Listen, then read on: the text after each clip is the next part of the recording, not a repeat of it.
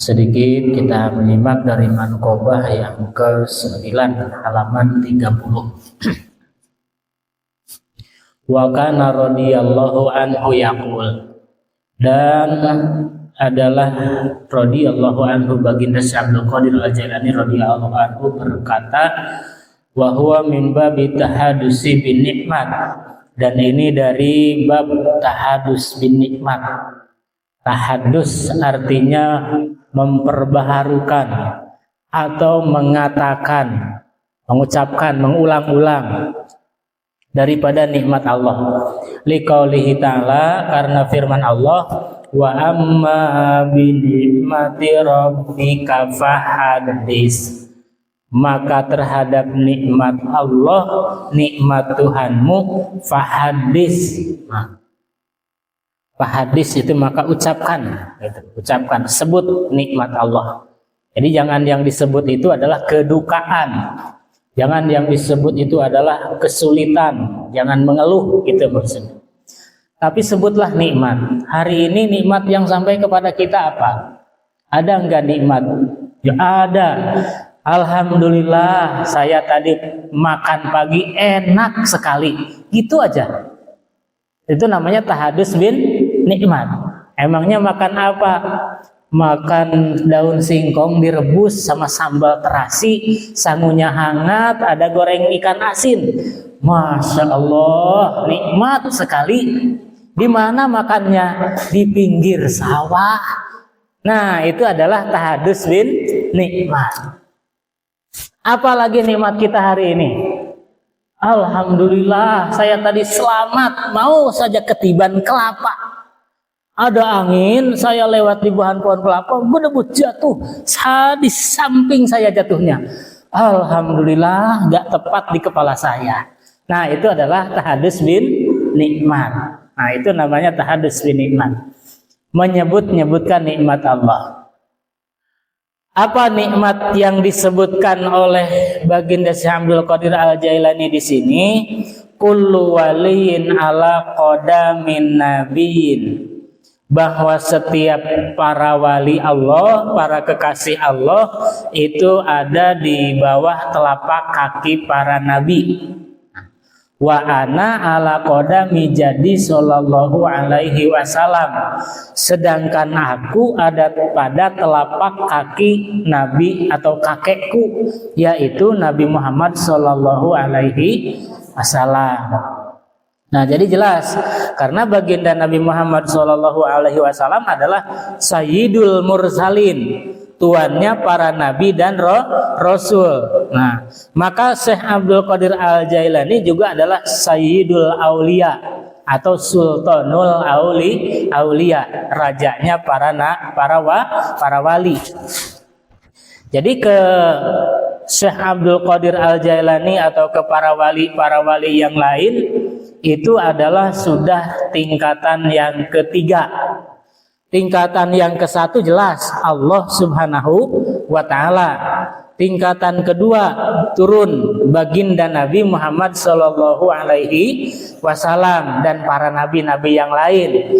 Tingkatan ketiga para wali Allah, yaitu para kekasih-kekasih Allah yang pemimpinnya adalah Syekh Abdul Qadir Al-Jailani, sehingga beliau disebut Sultanul Aulia, Gausul A'dham dan seterusnya sanjungannya.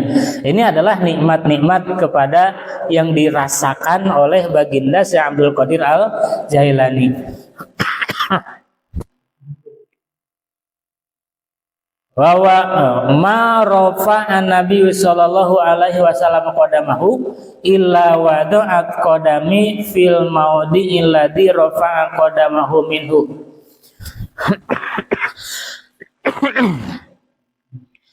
Tidaklah baginda Nabi Muhammad sallallahu alaihi wasallam mengangkat daripada telapak kakinya illa wada'at qadami fil maudi alladhi rafa'a qadamahu, kecuali ketika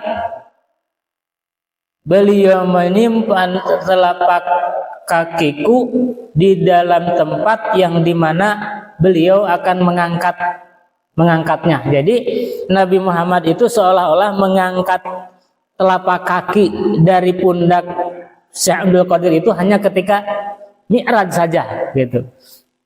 Ketika mi'raj saja. Nah, itu dalam nikmat yang dirasakan oleh Syekh Abdul Qadir Al-Jailani.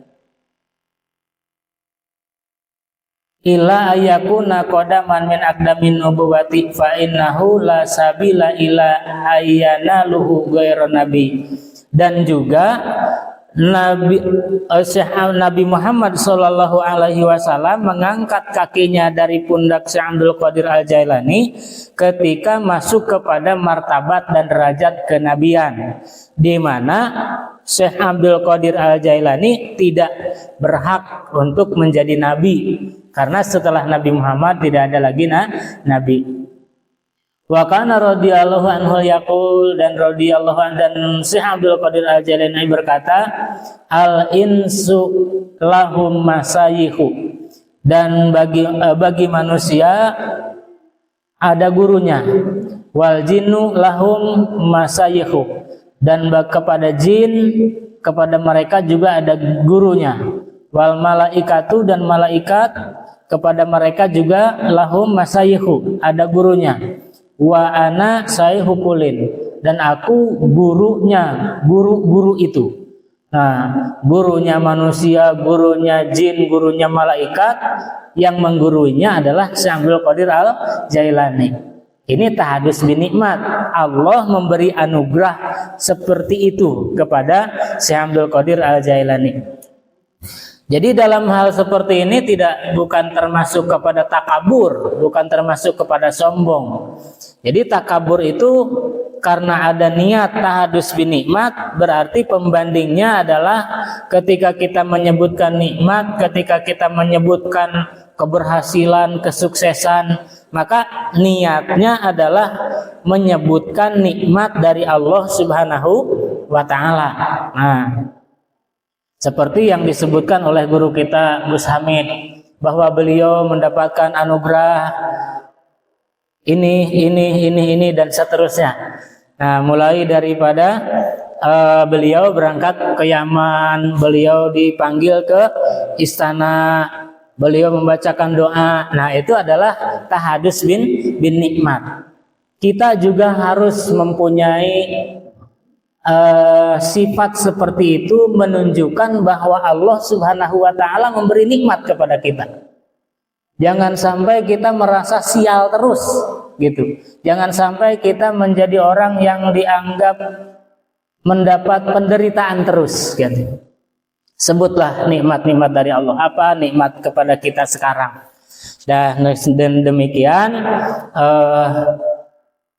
itulah yang disebut dengan tahadus bin nikmat, menyebutkan nikmat. Wa izzatu rabbi la tazalu yadi ala ra'si muridi wa mahabbati.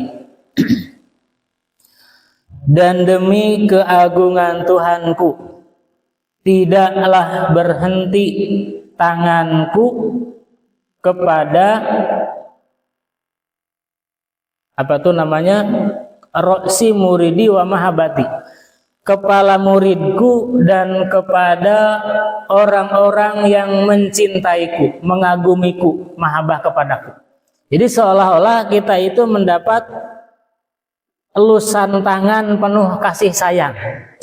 Kayak kita kalau mengasihi anak, menyayangi anak itu kan dipegang kepalanya gitu, diusap kepalanya. Maka dulu ada menanyakan kenapa harus mengusap anak yatim. Itu menunjukkan kasih sayang. Kalau dielus kepalanya itu merasa disayangi gitu, merasa disayangi. Nah, sayangnya Syekh Abdul Qadir Al-Jailani kepada para muridnya dan para pengagumnya, kepada para muhibbinnya adalah menyampaikan sentuhan tangannya. Walawin kasafat auratuhum fil masriki wa ana fil maghribi lamadadtu yadi ilaihim. Walaupun misalkan terbuka auratnya, terbuka aurat itu merasa dipermalukan, atau misalkan dalam keadaan bahaya atau dalam keadaan yang tidak baik, Siapa itu? Murid atau muhibbinnya, atau yang mencintai atau yang mengagumi Syekh Abdul Qadir Al-Jailani. Padahal dia ada di Masyriq, sedangkan Syekh Abdul Qadir Al-Jailani ada di Maghrib.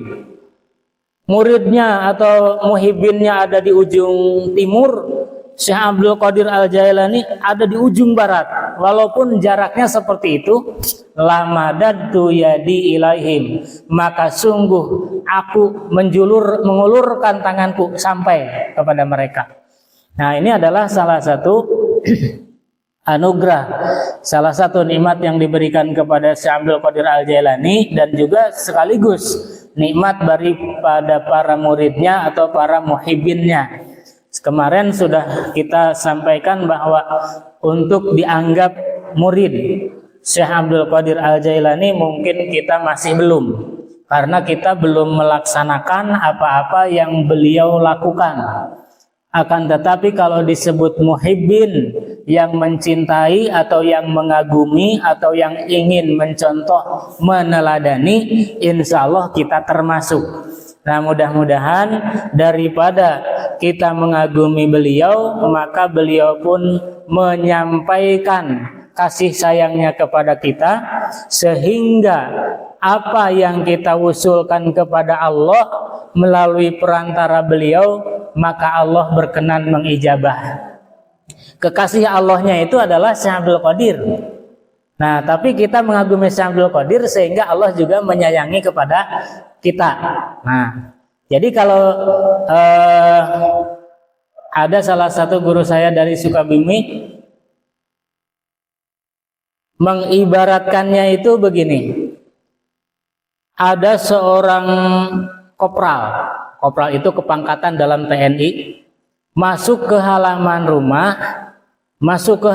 rumah, di halaman rumah itu ada anak kecil, dan anak kecil itu sedang main bola.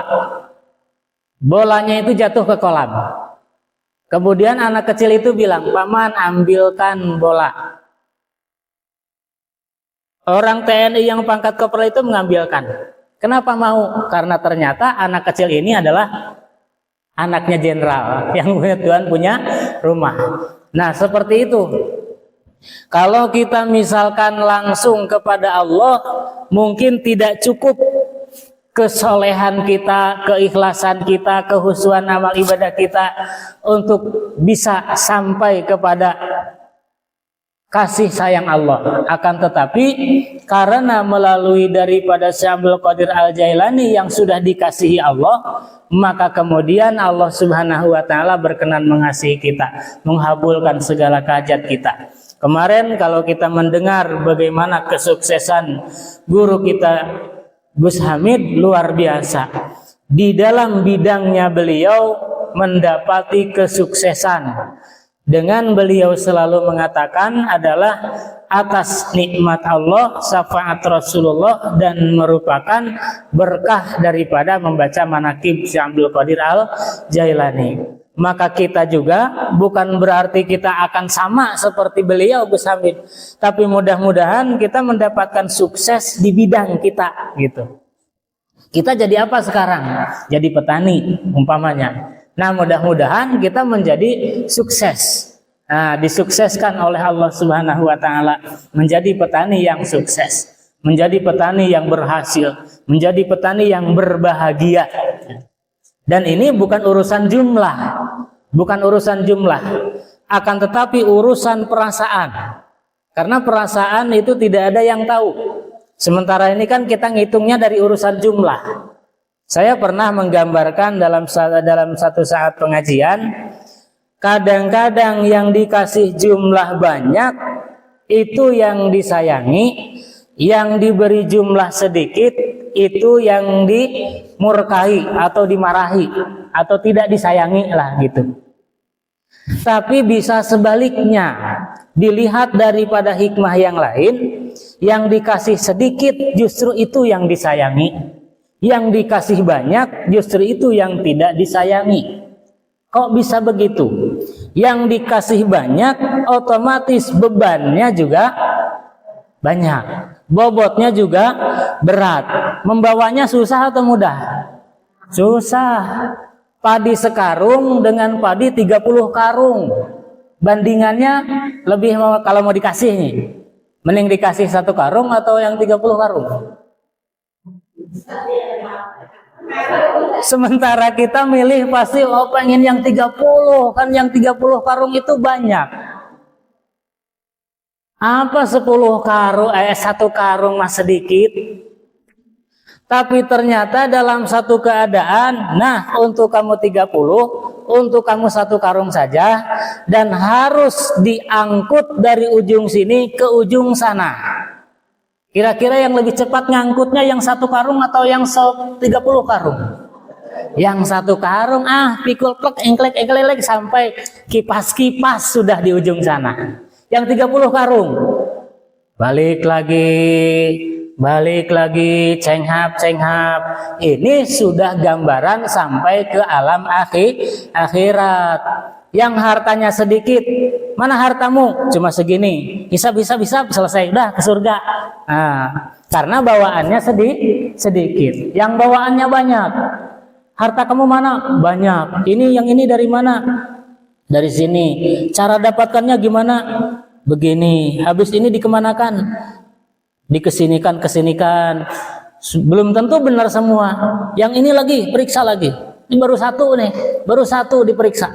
Yang ini lagi dari mana? Yang ini dari sini. Cara dapatnya gimana? Begini. Tasarufannya kemana? Ke sini. Baru 2 selesai. Teman kita sudah di surga. Yang dulu di dunia ya hanya membawa harta sedikit. Dihisabnya juga sebentar, ke surganya duluan. Ini baru 2 poin harta benda yang banyak di dunia ini. Mana yang ini lagi, yang ini.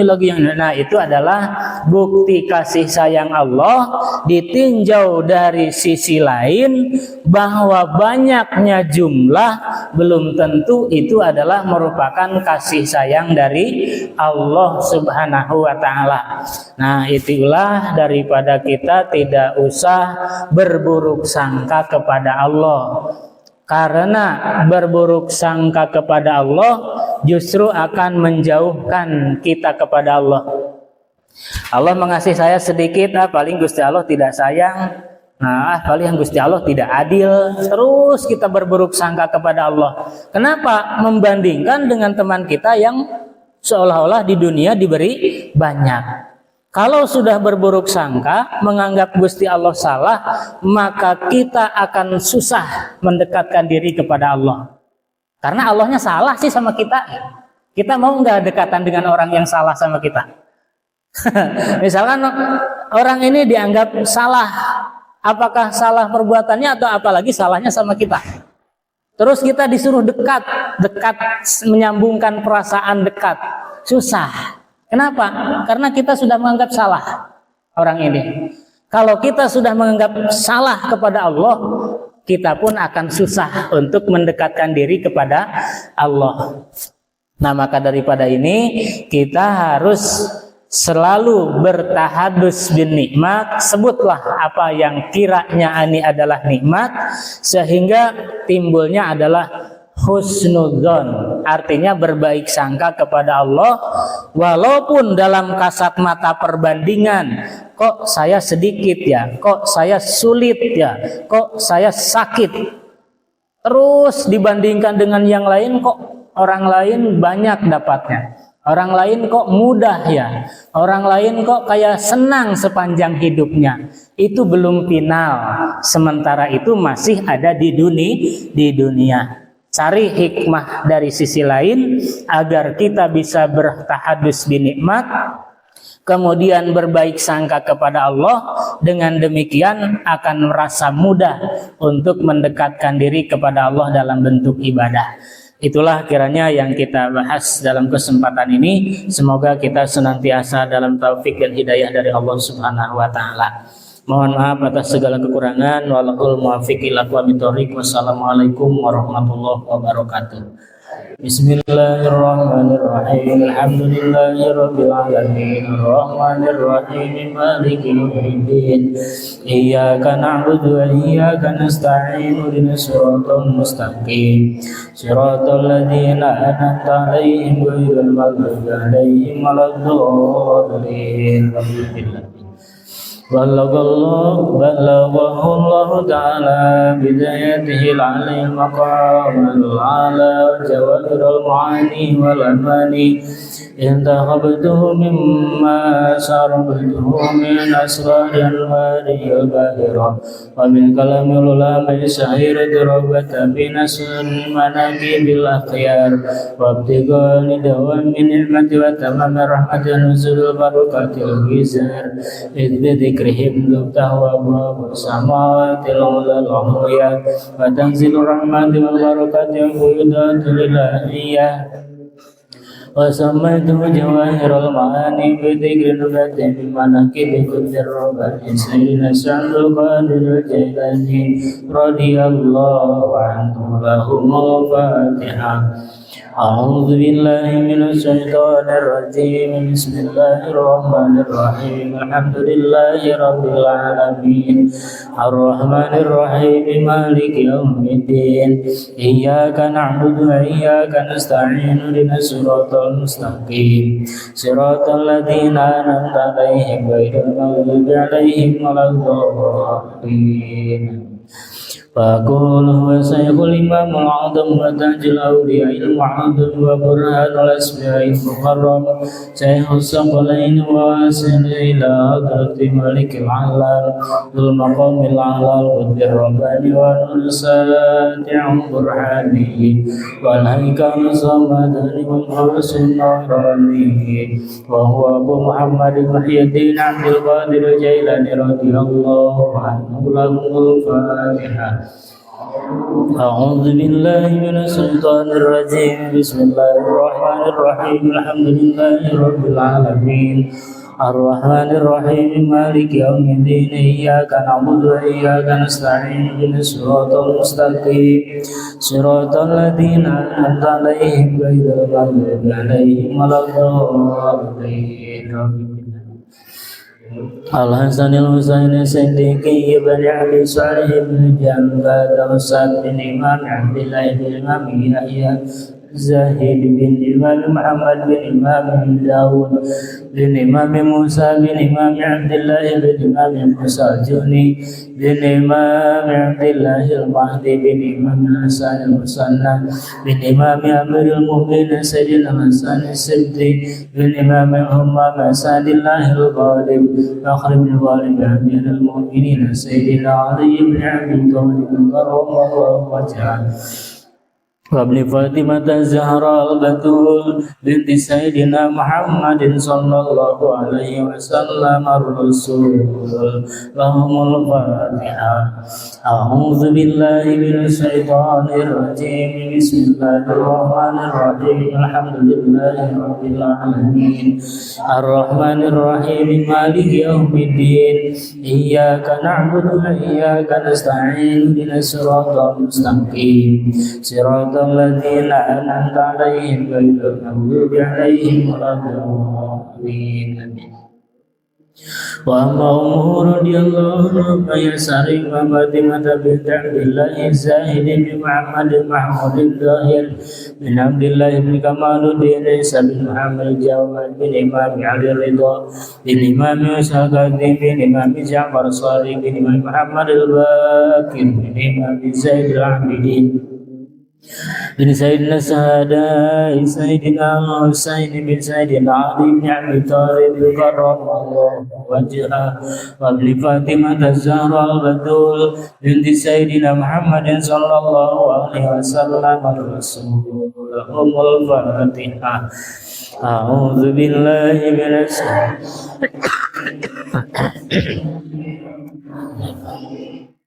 Alhamdulillah Rabbil Alamin Ar-Rahman Ar-Rahim Malik Yawmiddin Iyyaka na'budu wa iyyaka nasta'in Ihdinas siratal mustaqim صراط الذين أنعمت عليهم غير المغضوب عليهم ولا الضالين.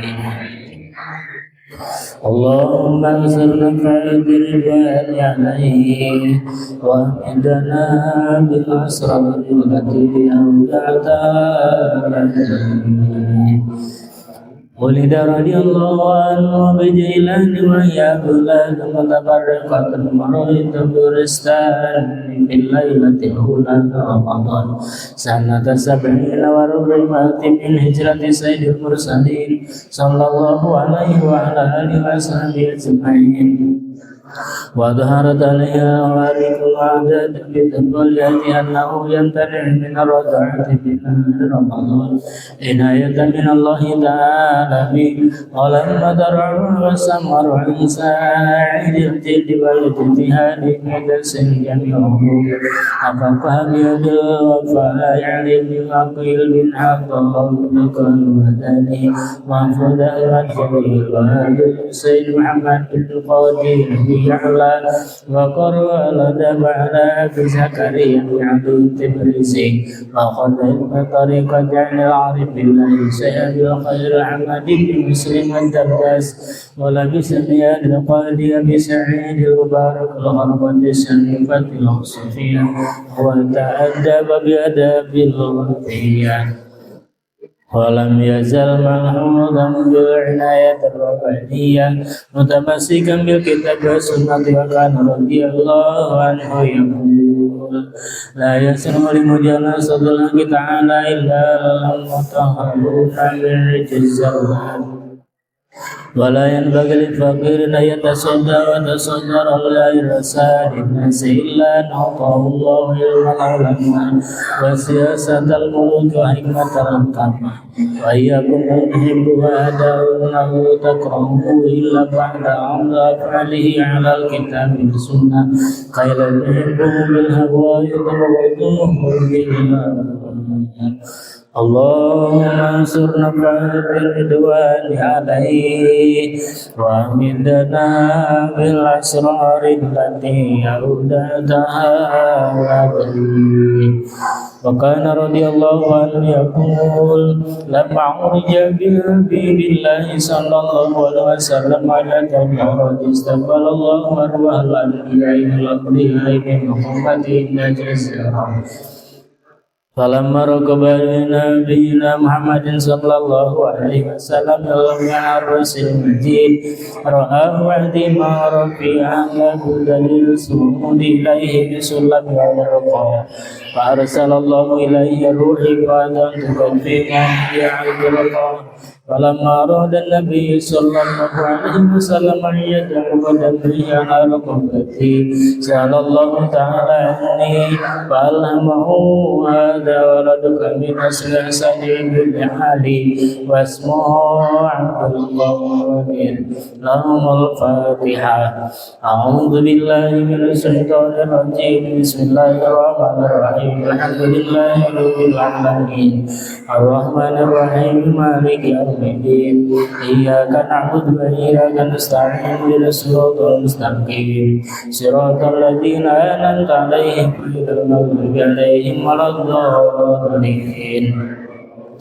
لولا أني أتمت النبوة بك لكان هو لها بعد فسخر الله تعالى عليه وقال لجدي صلى الله عليه وسلم يا بني توب لك رأيتني وجدتني ثم توب لمن رآك ورأى من رآك ورأى من رأى إلى سبيل المسلمين وجعلتك وزيري في الدنيا والآخرة ووضعت قدمي هذه على ركبتك وقدمك على رقابك جميع الأنبياء بلا تفاخر ولا مباهاة ولو كانت النبوة بعدي لنلتها ولا نبي بعدي. اللهم انصر نفعات الرضوان عليه وامدنا بالاسرار التي اودعتها لديه.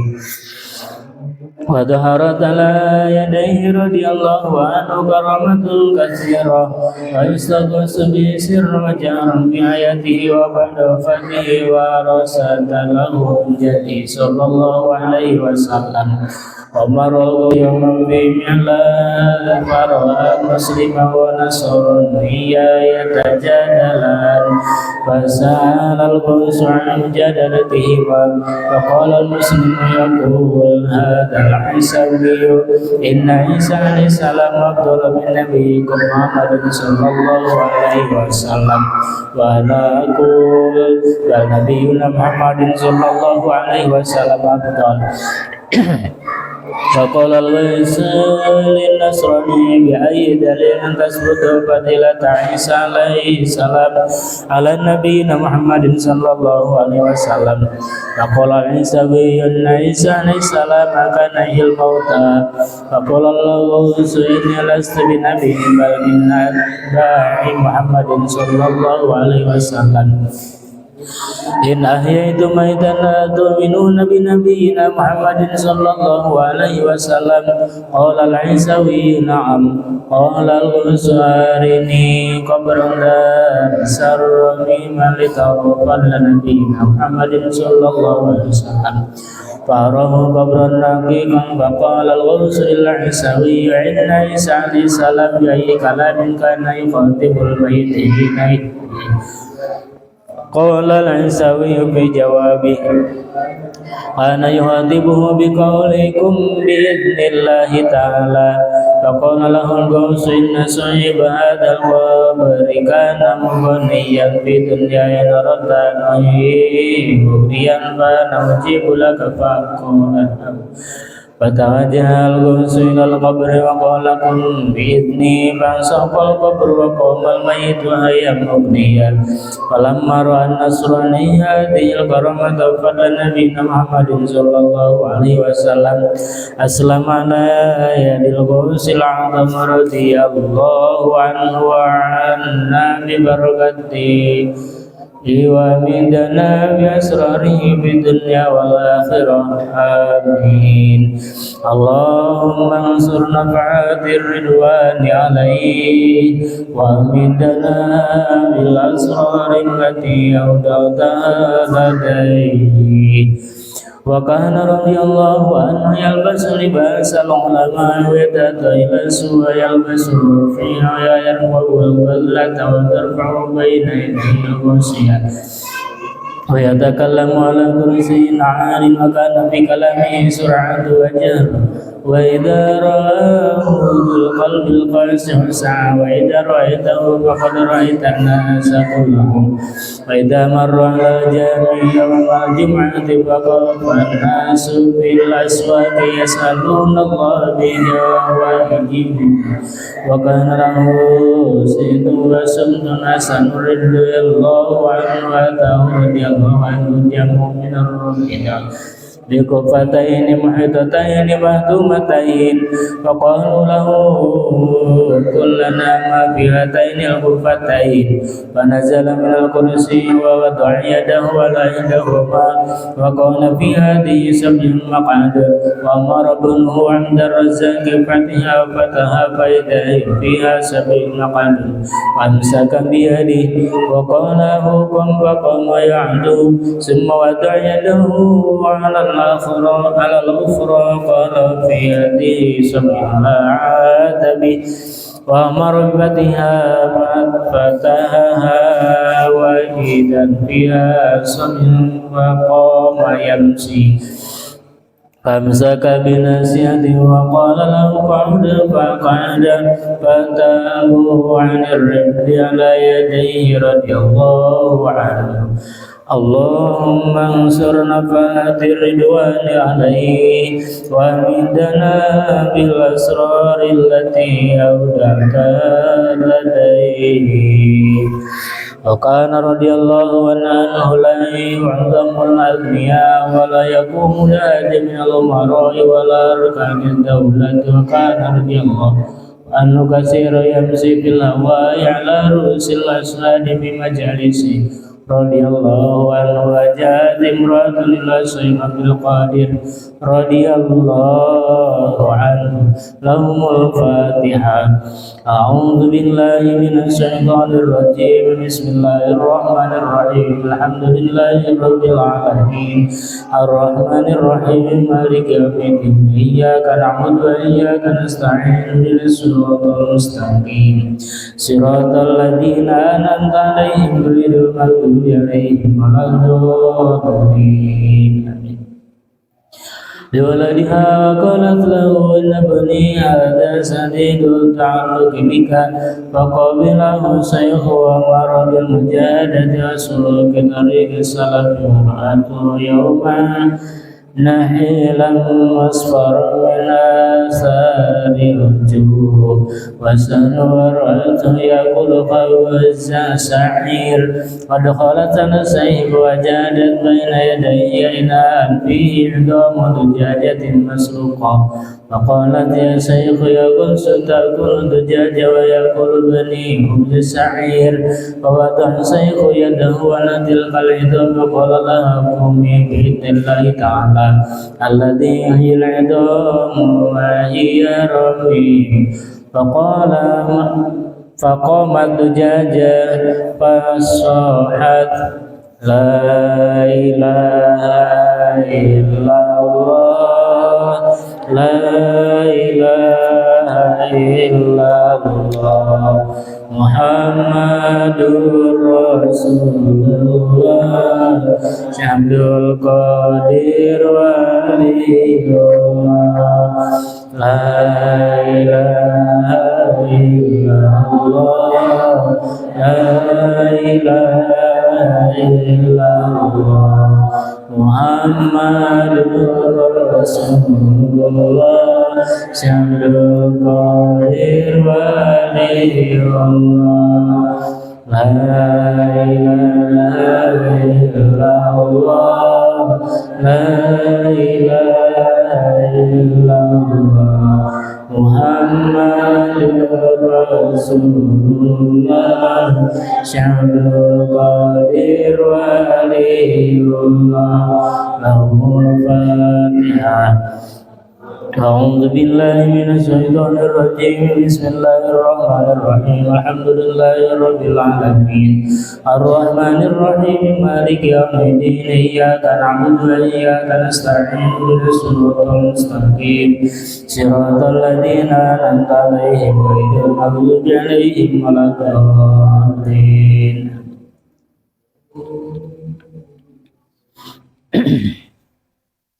فقال لها شيخ إذا سار ابنك هكذا فليأكل ما شاء ومرت على مجلس رضي الله عنه جدأة طائرة في يوم شديد الريح فصاحت وسمعت على الحاضرين فقال سمع يا ريح خذي رأس هذه الحداة فوقعت لوقتها مقطوعة الرأس فنزل عن الكرسي وأخذها بيده وأمر الأخرى عليها وقال بسم الله الرحمن الرحيم فحيت وطارت سمية بإذن الله تعالى والناس شاهدون ذلك اللهم انصر نفحات الرضوان عليه وامدنا بالأسرار التي أبدلتها لديه.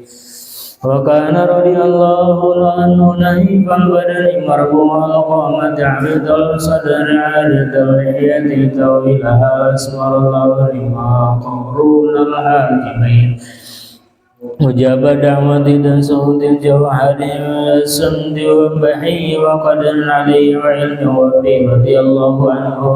وكان طريقته رضي الله عنه اتحاد القول والفعل واتحاد النفس والقلب ومعانقة الإخلاص والتسليم وتحكيم الكتاب والسنة بكل خطرة ولحظة ونفس ووارد وحال وسوء مع الله عز وجل. وكان لأبي غالب ولا أكوها مقعد مجدوم مفروض فجميل شيخ عبد القادر رضي الله عنه لهم الفاتحة. أعوذ بالله من الشيطان الرجيم بسم الله الرحمن الرحيم الحمد لله رب العالمين الرحمن الرحيم مالك يوم الدين إياك نعبد وإياك نستعين اهدنا الصراط المستقيم صراط الذين أنعمت عليهم غير المغضوب عليهم ولا الضالين آمين. فقال له سيدكم بإذن الله تعالى فإذا سمعوا يعبدون وهو يبصر ولا به عاد فضجع عابدون وراحت امرأة أسنى إلى غار جبل لحاجة لها فعلم بروائها الرجل الفاسق فرأى ورد أن يلوث اسمتها ولم تجد لجلسها ملجأ فنادت يا سيف عبد القادر له الفاتحة. أعوذ بالله من الشيطان الرجيم بسم الله الرحمن الرحيم الحمد لله رب العالمين الرحمن الرحيم مالك يوم الدين إياك نعبد وإياك نستعين اهدنا الصراط المستقيم صراط الذين أنعمت عليهم غير المغضوب عليهم ولا الضالين. أغثني نزل برأس ذلك الرجل المسلم قبل الوصول إلى مراده نعما من الوساب الحبان يتعبد ولقد رأيت الشيخ عبد القادر رضي الله عنه له الفاتحة.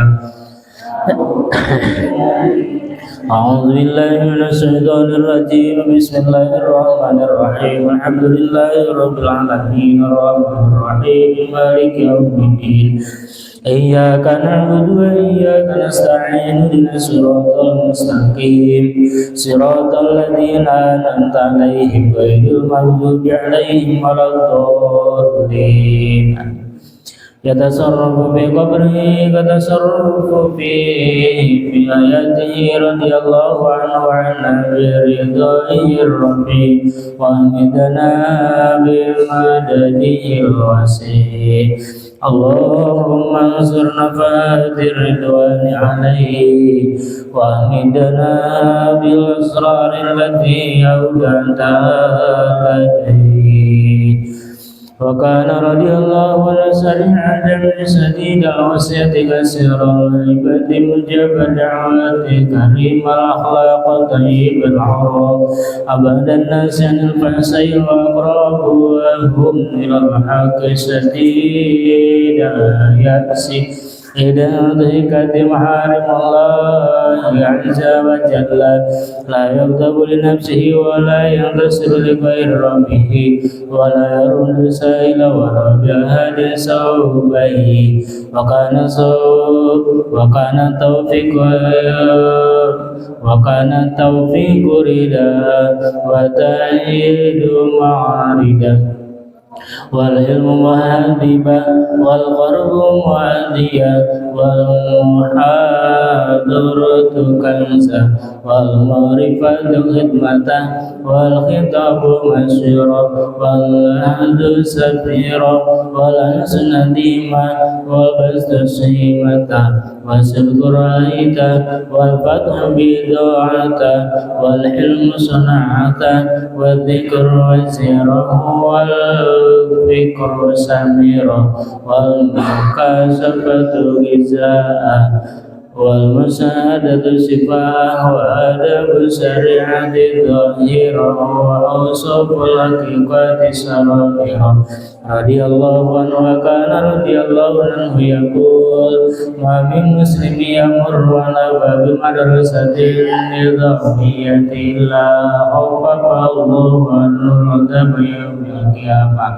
وكان مريده ومحبه رضي رضي الله عنهم السعداء في الدنيا والآخرة لا يموت أحدهم إلا على توبة صادقة ولا يخرج من الدنيا إلا على ثبوت الإيمان والإسلام ولا يعيش إلا على تمام النعمة والرضوان اللهم انصر نفحات الرضوان عليه وأمدنا بالأسرار التي أودعتها لديه وكان رضي الله عنه يقول وهو من باب التحدث بالنعمة لقوله تعالى وأما بنعمة ربك فحدث قل ولي على قدم نبي وأنا على قدم جد صلى الله عليه وسلم وما رفع النبي صلى الله عليه وسلم قدمه إلى وضعت قدمي بالموعد الذي رفع قدمه منه إلا يكون قدم من أقدام النبوة فإنه لا سبيل إلى يناله غير نبي وكان رضي الله عنه يقول الإنس لهم مسايخ والجن لهم مسايخ والملائكة لهم مسايخ ونسيخ الكل وعزة ربي لا تزال يدي على رأس مريدي ومحبتي ولو انكسفت عورتهم بالمشارق وأنا بالمغرب مددت يدي إليهم وأنا لكل من أصر مرغوب من جميع أصحابي ومريدي ومحبي إلى يوم القيامة أخذ بيده كل محيا وميتا فإن فرسي مسرج وسيفي مسورا وروحي منصورا وخمسي منطورا ونبلي مفوقات وشعري سائبا لحفظ مريدي وهو غافل نار الله الموقد أنا سلام الله ولي أنا مرب بلا ساهل أنا دليل الوقت أنا المكلم بغيري أنا المحفوظ أنا الملحوظ أنا المحفوظ يا صوام يا قوام يا أهل الجبال دكتي بالكم يا أهل الصوامع هدمت صوامعكم أقبلوا إلى أمر من الله يا رجال يا أبطال يا بدال يا أطفال إلهي وخذوا عن البحر الذي لا ساحل له يا عزيز أنت واحد بالسماء والأرض أنت الكبير الجبار المتكبر وأنا الحقير الفقير الذليل لا إله إلا أنت وعزة ربي نسعد والأسياء يردون على يتركوا ويوقفون لدي وإن نور عيني في اللوح المحفوظ مقيم وأنا بعيد في بحار علمه القديم أنا حجة الله عليكم يوم العرض أنا نائب رسول الله صلى الله عليه وسلم وارثه تجوز السنة تسلم علي وتخبرني بما يجري فيها وقد السهر وقد الأسهم وقد اليوم كان رضي الله عنه يقول ومن استغاث بي بقربية كسبيت عنه ومن هداني في شدتي فرجت عنه ومن توسل بي بحاجة فتيت حاجته فإذا سألتم الله تعالى فاسألوه بي رضي الله عنه وفضائل له رضي الله عنه كثيرا وهو له أظهر من شمس الظهيرة وقاله أوقف لذوي العقول سليما وكانت وفاته دامت علينا ببركاته في ليلة الجمعة 11 من شهر ربيع الثاني سنة 61 و500 وعمره 91 سنة ودفن ببغداد وقبره الظاهر يزار ويكسر من سائر الأقطار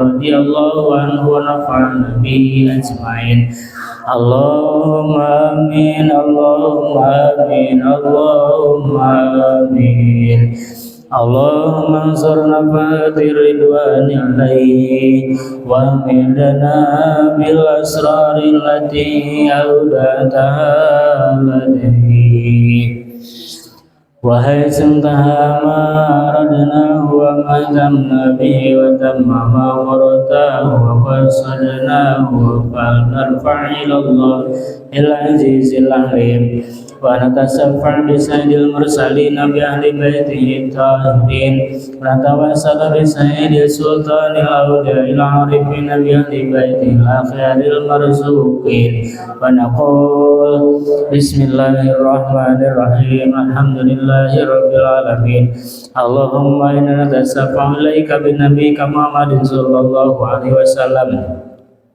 ونسألك بأنفاس هذا العارف الأكبر صاحب المناقب الأشهر وسر الأزهر أبي السالكين على منهاجه الأنوار والمغترفين من بحار علمه الأطهار أبي معارفه الأشهر أن تمدنا بطيب أنفاسهم وتدني لنا من ثمار غراسهم يا أيتها الأرواح المقدسة يا ختم يا قطب يا إمام يا أوتر يا أبدال يا رقباء يا نجبا يا نقبا يا أهل الغيرة يا أهل الأخلاق يا أهل السلامة يا أهل العلم يا أهل القسط يا أهل الجنان والعفو يا أهل الضيفان يا أيها الزرس الجميع يا أهل الأنفاس يا أهل الغيب منكم والشهادة يا أهل القوة والعزة يا أهل الغيبة والجلال يا أهل الفتح يا أهل المعارج العظمى يا أهل الإمداد يا أهل البدلاء يا أهل الجهاد سد يا أحباب أيها الأرواح الطاهرة من رجال الغيب والشهادة كونوا عونا لنا في نجاح طلبات وتسير المرادات والنادي غرما جمال وتأمين الرعاة وستر العورات وقضاء الديون وتحقيق الظنون وإزالة الوجوب والغياب وحسن الخاتم والعواقب وكسر الكروب وغفران الذنوب بجاه سيدنا محمد صلى الله عليه وسلم عباد الله رجال الله سنة لأجل الله وكونوا عوننا بالله أسأل بفضل الله على الكافي صلاة الله على الشافي سلام الله بمؤمنين خلصنا من الله يا الله ويا طول ويا نجب ويا سادات ويا أباب وأنتم يا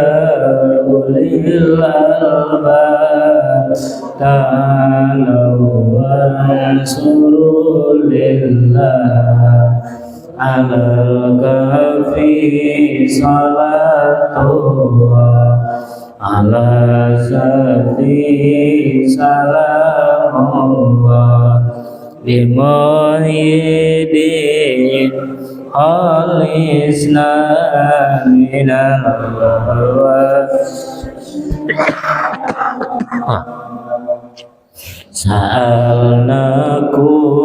سألناكم wali zulfa rajaunakum wa fi amrin qasadnakum du'azmakum lillah alal kafi salatullah ala safi salamullah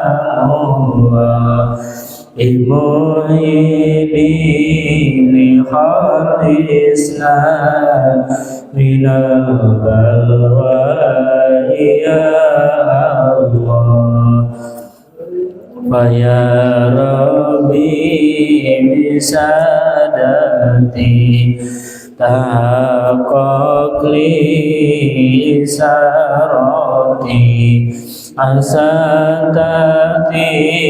bisarati wa yasfuatuna lil salatullah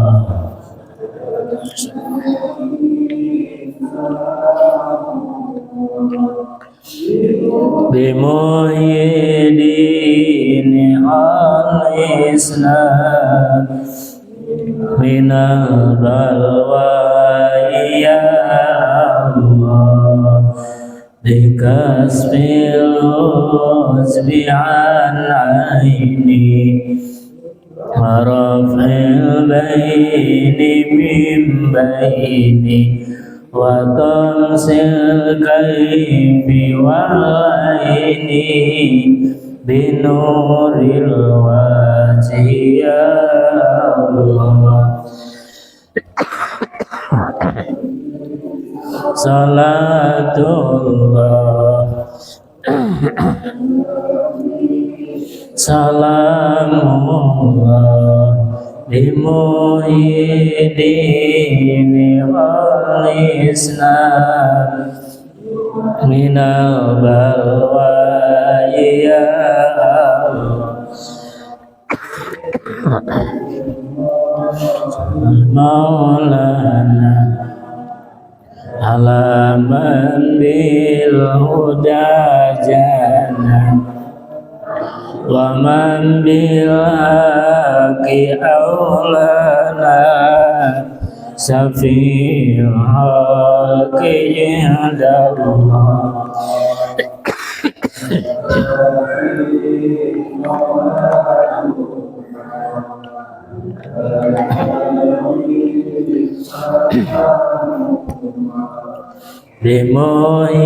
bimuhidini khalisna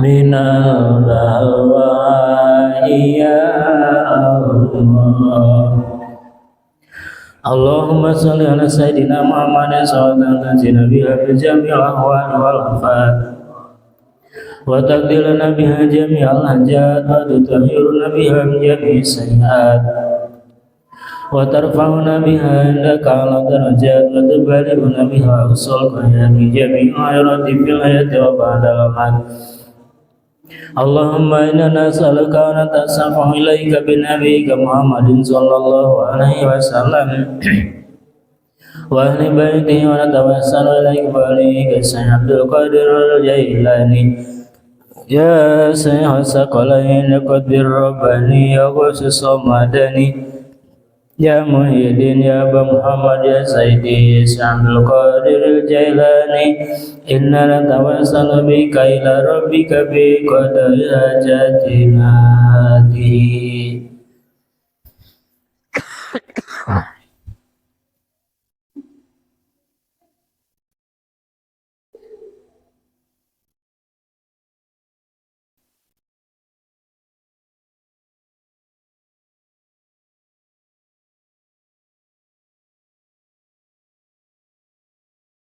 ya qadiyal hajat Allahumma salli ala sayyidina Muhammadin salatan tatma'innu biha qalbi wa tanfa'u biha ulumi وتقضي بها حوائجي وترفع بها درجتي وتهدي بها قومي وتخلص بها قلبي وتلهمني بعلوم لدني تكرمني بها بالسعادة والكرامات مع ذريتي وتكسر بها أموالي وأصحابي وتلميذي وأتباعي وترزقني اللهم تمام نعمتك وتمام رحمتك وتمام رضوانك وسلسل وبارك عليه وعلى آله وصحبه عدد ما خلقت ورزقت وأمت وأحييت إلى يوم تحشر فيه الخلائق أجمعين. Alhamdulillahi Rabbil Alamin. Allahumma salli wa sallim ala Sayyidina Muhammadin salatan tubalighuna biha hajja baitikal haram wa ziyarati qabri nabiyyika alaihi afdhalus salati wassalam. Bilutfi wa afiati wa salamati wa bulughil maram wa ala alihi wa sahbihi wa barik wa sallim. Allahumma aktib lana minka bi khair. Rabbana atina fid dunya hasanah wa fil akhirati hasanah wa qina adzabannar. Rabbana hab lana min azwajina wa dhurriyyatina qurrata a'yun waj'alna lil muttaqina imama. Allahumma hdim lana bi khatimati sa'adati waj'alna minal ladzina lahumul husna wa ziyadah bi jahi sayyidina Muhammadin sallallahu alaihi wasallam li syafa'ah wa alihi wa sahbihi dawi siyadah wa sayyidina bil abbasil qadir ya baliya bin malkan alaihi salam bil istiqamah wa sayyidina al-wasil azam syekh Abdul Qadir Jalani radhiyallahu anhu dil karamah wa sallallahu ala sayyidina Muhammad wa ala alihi wa sahbihi wa barik wa sallim. Rabbi fanfa'na bi barakatihim wahdinal husna bi hurmatihim wa amitna fi tariqatihim wa mu'afatihim minal fitani. Rabbi fanfa'na bi barakatihim wahdinal husna bi hurmatihim wa amitna fi tariqatihim wa mu'afatihim minal fitani. Rabbi fanfa'na bi barakatihim wahdina husna bi hurmatihim wa amitna fi tariqatihim wa mu'afatihim minal fitani. Al-Fatihah. A'udzu billahi minasy syaithanir rajim. Bismillahirrahmanirrahim. Alhamdulillahirabbil alamin arrahmanir rahim maliki yaumiddin. Iyyaka na'budu wa iyyaka nasta'in ihdinas siratal mustaqim siratal ladzina an'amta 'alaihim ghairil maghdubi 'alaihim waladdallin. Alhamdulillah.